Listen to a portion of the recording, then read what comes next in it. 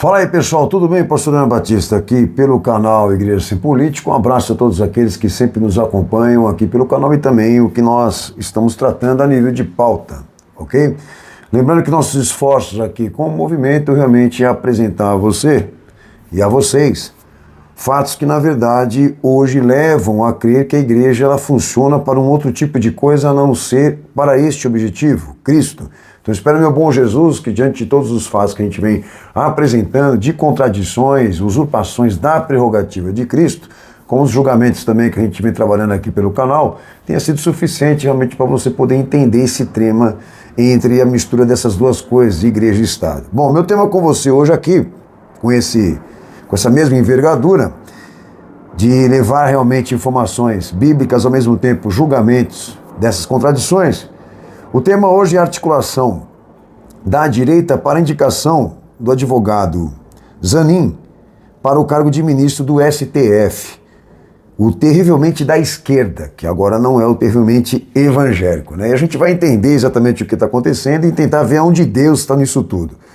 Com esse tema, meus propósitos com vocês aqui é expormos o comportamento deste tal Jesus político, representado pela frente parlamentar evangélica, não importa se é direita ou esquerda, que articula, né, agora uma frente política, o que chama de propositiva, né, inclusive de oração, para indicação do então advogado, que antigamente foi advogado do diabo, advogado do Lula, tá? O governo das trevas, como a direita mesmo intitulava. E com base nesse propósito de exposição, julgamos aqui o comportamento ministerial desse dito Jesus político, que testemunha variações de caráter e julgamento, caracterizando biblicamente ser uma fraude processual daquilo que foi visto no Jesus histórico, da qual é o messianismo que baseamos os nossos julgamentos de fé. Bom, o movimento Igreja Sem Política, lembrando, ele visa representar e honrar três aspectos hermenêuticos das Escrituras, e quando digo Escritura, digo da atividade messiânica de Jesus. Primeiro, a identidade da autoridade teológica, e identificarmos quem é a autoridade teológica, que isso é a prerrogativa messiânica, que diríamos que o veredito da fé está numa atividade dele, não da igreja. Segundo ponto, também honrarmos e apresentarmos essa unidade instrumental do dever cristão, que é um padrão instituído diretamente pelo Cristo, provido diretamente pelo Messias, que ali nele está a chave da pré-ordenação, o que entendemos e compreendemos de ministério, ok? Bom, essa chave de pré-ordenação, ela é extraída diretamente da atividade messiânica do Cristo, ok? E pela Escritura, ali nele e no que ele viveu, está a causa mais suficiente do que a razão, do que os pensamentos, do que os homens. Terceiro aspecto, o governo eclesiástico. A gente vem falando aqui também que ali na igreja primitiva existe um modelo de governo ali e de igreja que Jesus instituiu por meio de homens que ele escolheu a dedo e os preparou, como também os organizou, para ser esse tipo de igreja, padrão histórico ininterrupto para as demais. Que naquela igreja e entre os apóstolos, o que foi visto ali, que todos representaram muito bem ser o progresso, a preservação e a continuidade messiânica de Jesus. Então, nesses três aspectos que eu citei aqui, que o movimento Igreja Política defende, honrar e representar, não existe ministério político e também pastor político. Ponto. A história me prega isso.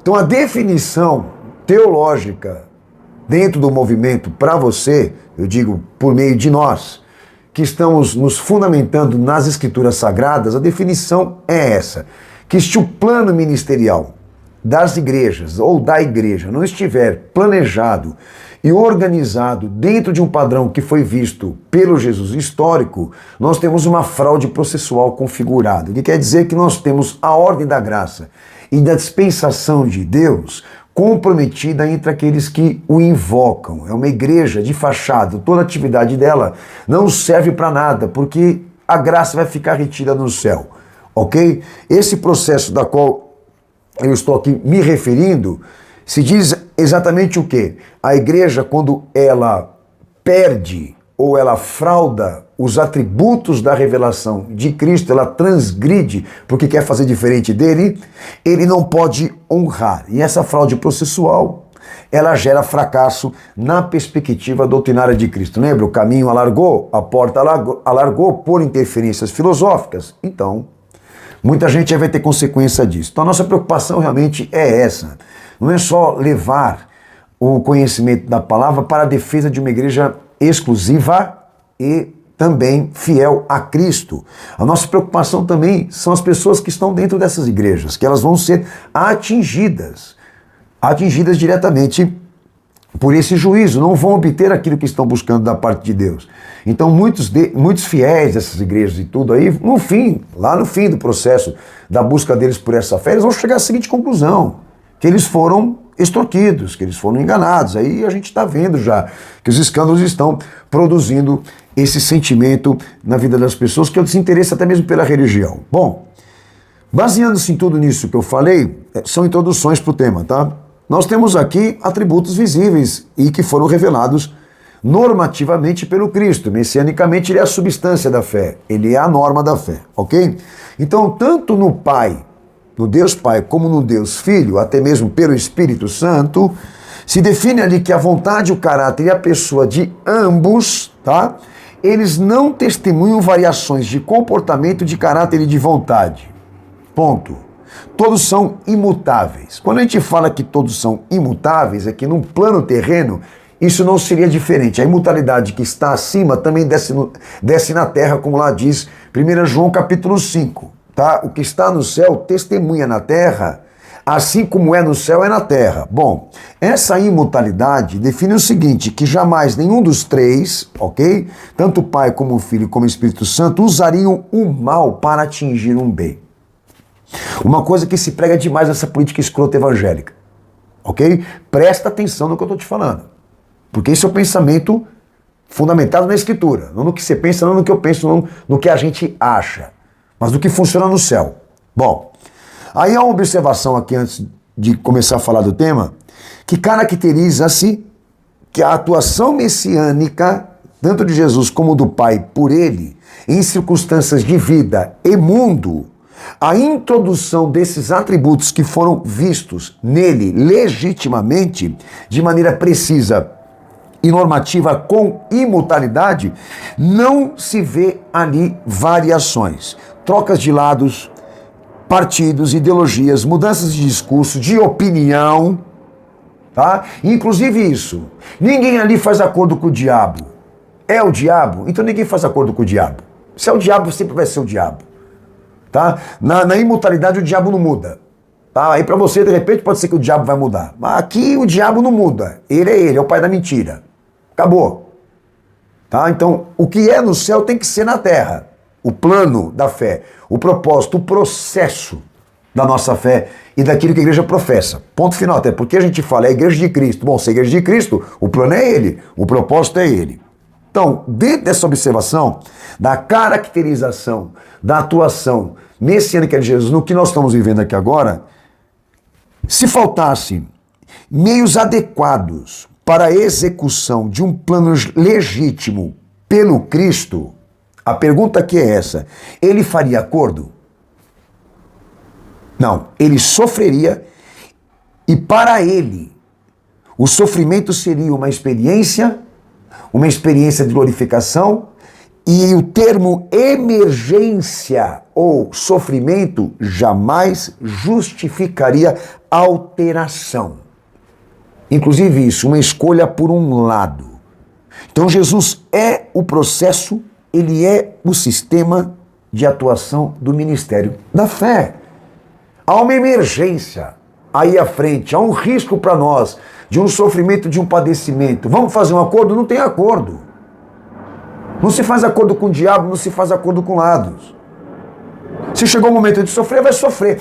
Esse padrão chega para nós. O que foi visto lá não pode ser diferente nos nossos dias. Ah, pastor, mas aí tem que ser compreensível. É compreensível para você se você assumir isso perante Deus. O que eu quero dizer, a responsabilidade é sua. Agora, o que não pode ser compreensível para mim é você começar a pregar isso em cima do púlpito e dentro da igreja e começar a passar isso para todo mundo com lógica, ou então como comportamento ministerial. Faça isso com a sua vida, faça isso com as suas coisas, se responsabiliza com Deus, mas você não pode usar a prerrogativa de Cristo debaixo de uma definição de caráter e de vontade relativa. Porque o que está acontecendo é que nós estamos em julgamento. Bom, não é só uma contradição teológica no que eu vou falar da parte deles. Também de sistema, porque aí quando a gente vai, na verdade, a fundo na história, para investigar o que é o sistema político religioso, a gente chega numa origem, numa autoria que não é Cristo. Se trata do quê? De um sistema, de uma ordem puramente humana e elitizada. Aí a gente vai entrar no mérito, né, de que o sistema político religioso foi criado pela franco-maçonaria, pela elite global, por uma ordem que nesse momento agora é o poder internacional, uma ordem escrota, anticristã, e eu não vou querer me enraizar muito nesse assunto, mas lá na verdade em 10 minutos eu tenho tratado isso lá, que foi um mecanismo de emancipação para este poder, inclusive o protestantismo. Okay? Então o sistema político religioso tem origem e tem autoria histórica, e o cristianismo, a palavra cristianismo é uma patente dessas besteiras que os homens vêm fazendo com a igreja. Tanto que foi patenteado pelo catolicismo, cristianismo, exatamente para desenvolver essas teologias absurdas, tá? Liberais. Bom, aí quando o entendimento aqui, agora, científico, que quando a igreja se une com o Estado, isso é um fenômeno humano, não divino. Isso tem uma raiz, uma origem no homem, não no céu.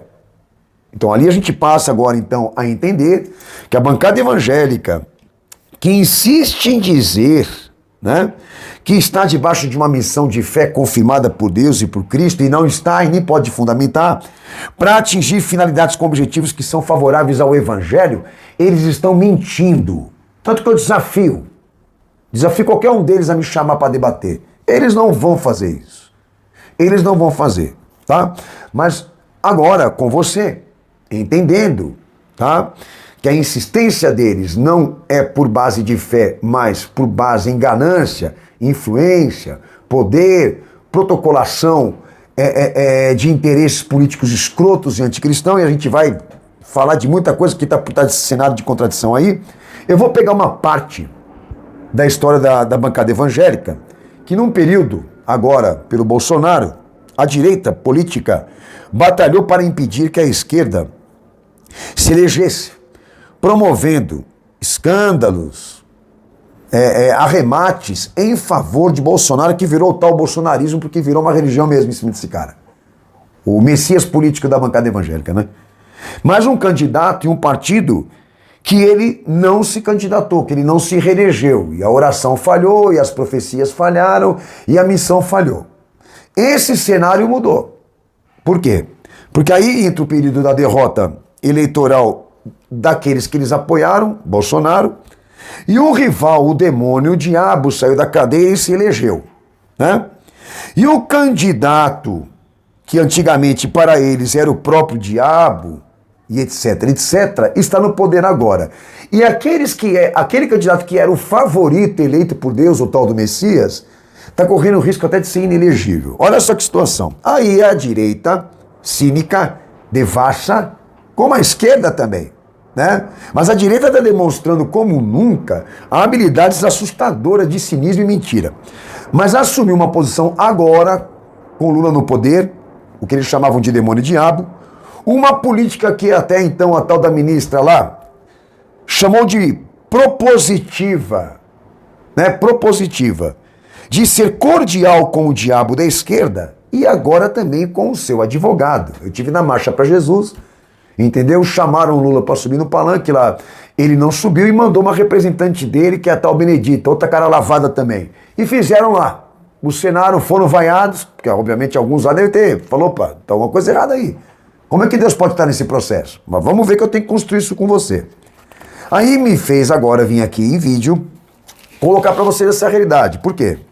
Porque o candidato da esquerda eleito agora, o atual presidente, ele está ali pisando em ovos porque ele tem essa preocupação de que se ele se entregar inteiramente à igreja evangélica agora e for pro braço da galera da bancada evangélica, ele vai se comprometer. Porque ele se sente ofendido, ainda está machucado, ainda está ferido, porque até então, que eu saiba, ele ainda é réu. Mas em compensação, a forma dele atuar politicamente agora com a bancada evangélica é de extrema cautela. Só que a direita, senhores, a direita não está nem aí. Por quê? Porque ela me vem agora a público, e eu vou começar a falar sobre isso aqui, para demonstrar interesse em indicar o tal advogado Zanin para cargo de ministro do STF. Ok? Ou seja, eles querem fazer o acordo com o diabo e com o advogado do diabo. Aí, olha só como que é o comportamento ministerial desses homens. Porque se eles fossem só política, eu não estaria aqui falando deles. Mas porque se colocam na posição de pastores, ministros, usando o poder e a influência da igreja para induzir a igreja a esse cenário de corrupção deplorável que é a política, tá? Eu estou aqui para defender a igreja do meu Senhor. Mas vamos lá. Silas Malafaia, vou começar por ele. Em entrevista com a Folha de São Paulo, o tal dito pastor revelou sua opinião sobre a indicação do advogado Cristiano Zanin ao Supremo Tribunal Federal do STF. Malafaia não poupou palavras ao comentar sobre Zanin, enfatizando que ele é um cara de família e não um advogado militante do PT. Olha como esse cara é cínico e articulado. O advogado é advogado. Uma coisa é o advogado militante, e Zanin não é advogado militante do PT, mas um advogado contratado por Lula. Que compreensão, não? O pastor ressaltou que se acreditasse na ligação partidária de Zanin, teria sido igualmente crítico, como ocorreu com a indicação de Edson Fachin por Dilma Rousseff. Essa revelação está está provocando uma intensa polêmica sobre as verdadeiras intenções por detrás dessa indicação. Aí ele trouxe um ponto sensível, Malafaia, de mencionar que, segundo as informações, Zanin afirma que a questão do aborto não é um assunto do STF, e sim do Congresso. E essa declaração reforça a controvérsia em torno da possível influência política nos futuros posicionamentos do advogado, caso assuma a cadeira do STF. Uma das coisas que esse cara faz é que, quando ele se posiciona para indicar alguém e apoiar alguém, ele fala que ele está numa posição de cidadão. Esse mentiroso, esse descarado aí. Entendeu? Mas numa posição de cidadão, coisa nenhuma. Porque ele aparece como pastor, como ministro, usando o poder e a influência dele de igreja, da igreja dele. Ele está debaixo da prerrogativa de Cristo. Mas ele, para amenizar o esquema dele, ele fala que ali naquele momento ele é cidadão. Ele força uma relação política, né, com um indicado, né? Ele força uma relação política com um indicado que lá atrás estava posicionado a trabalhar o diabo que ele queria que continuasse ficando e que ficasse preso, e apresenta agora uma variação no seu discurso, na sua expressão, porque até então a direita, quando ele representava pelo Bolsonaro, era um nervosismo, era um machismo, era uma autoridade. Agora que tudo mudou, que o indicado não foi reeleito e que o bandido foi eleito, ele quer agora falar do advogado dele com esse tom, querendo amenizar e trabalhar a imagem do advogado e querendo dizer que realmente ele pode ser útil à igreja e à direita também. Eu vou falar por quê. Agora, como que eu encaixo Deus nesse processo aqui, pô? Nessa alteração de lados, de escolhas. Como é que a gente trabalha evangelho com isso aqui? Como é que a gente vai fundamentar, né, os princípios da fé? Não tem fundamentação. Eu já chego lá.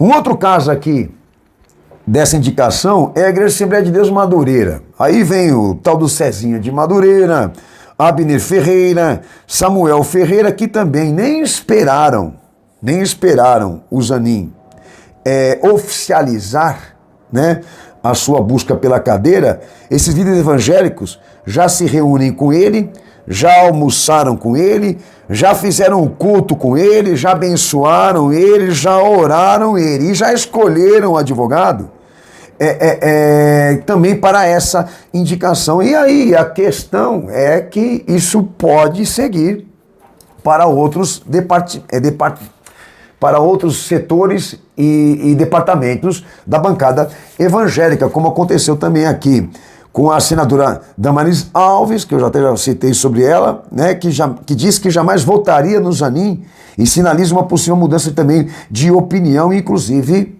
entre muitos conservadores da comunidade evangélica. E ninguém está preocupado se ele vai legalizar droga, aborto e etc, etc. Mas por que o interesse por ele?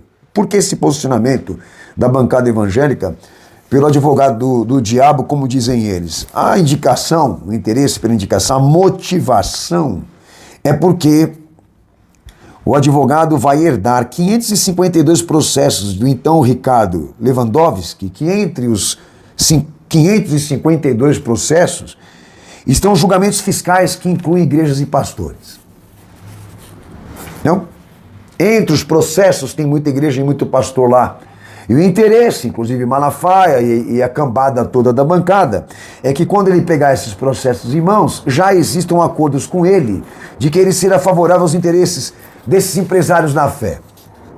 Será que é difícil a gente enxergar que tudo é por poder, tudo é por dinheiro, tudo é por influência? Agora eu queria que você, que está me ouvindo agora, que é a favor dessa oscilação de caráter ministerial, que você que é a favor da política dentro da igreja e não pode fundamentar teologicamente e até institucionalmente, porque é feito de sociedades e associações que até comprometimento moral tem. Mas você mesmo assim insiste em dizer que, como disse aqui, né, como diz o menino prodígio lá, o Nicolas Ferreira, é uma missão de fé. Nós estamos pelo interesse de promover evangelho. Então, já que você insiste tanto nessa questão de colocar política dentro da igreja, me fundamente que lado que Deus tem.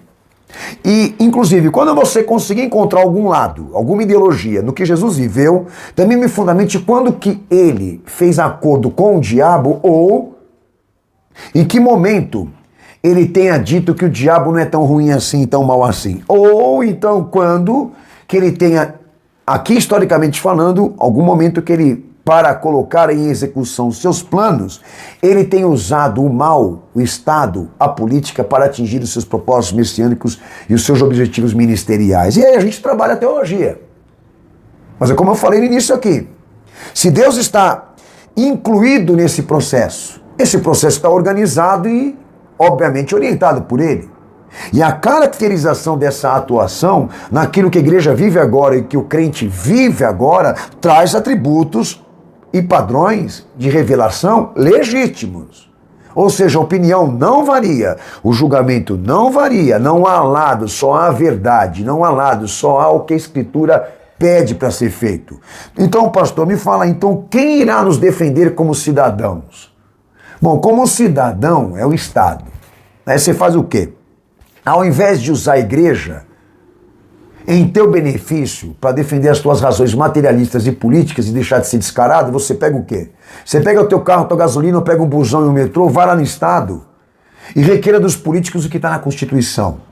Ou você faça isso de maneira pacífica ou de maneira armada, que é como aconteceu em algumas situações revolucionárias em alguns países. E se você não tiver força pela Constituição, nem força também pela imposição militar, então você aceita a subordinação. O que você não pode, na verdade, é usar Jesus, Deus, Cristo, a igreja, ou o que é de Cristo, para defender o interesse seu pessoal. Para aqueles que estão me ouvindo aqui agora, que já vão escrever esse monte de baboseira e besteira sentimentalista, entendeu? Esse monte de besterol da tua psicologia, então é necessário e importante você me fundamentar se Deus realmente atuaria assim. Num momento ele é uma coisa, no momento ele é a outra. E você não vai conseguir, obviamente, ter essa fundamentação histórica, para não dizer só bíblica. Então nós continuamos seguindo e olhando para esse cenário político dentro da igreja e os seus representantes insistindo exatamente em colocar Jesus como processo de uma decisão política de um país específico. E nós estamos aqui para realmente manifestar esse julgamento e definir que se tratam de mercenários, se tratam sim de hereges, para não dizer bandidos, que estão usando a igreja de Cristo de forma herege, de forma transgressora, usurpadora. E esses homens precisam ser notificados, tá? Então que sejam na condição de cidadãos, que sejam na condição de políticos e nada contra, mas na condição de ministros, de líderes de uma igreja que se intitula de Cristo, esses homens estão sujeitos à Escritura que eu também estou em obediência. Um abraço forte, a gente segue olhando para esses caras de pau. Deus abençoe vocês, um abraço.